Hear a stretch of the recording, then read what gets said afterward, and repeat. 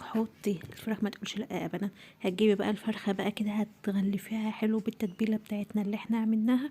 بس قبل بقى ما نشوف بقى هنكمل بقى الفيديو، لو كنت وصلت معايا هنا يا ست حلويات، ما تنساش من اللايك وشير وسبسكرايب للقناه، وتقولي لي بقى انت بتتابعيني من انهي بلد او من انهي محافظه.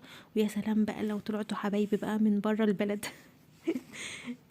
طبعا كلكم حبايبي، وبشكركم جدا جدا على كل تعليق بتكتبوها لي، وعلى كل كلمة حلوة بتقولها لي، وعلى كل دعوة حلوة بتجبروا بيها خاطري، وربنا يكبر بخاطركم يا رب.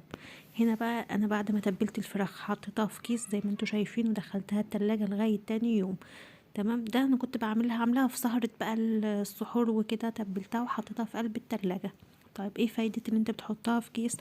الكيس بتخليها مقمورة كده، وبتخليها تشرب من كل التتبيلة، بتبقى متغلفة كده، وبتبقى قافلاها محكومة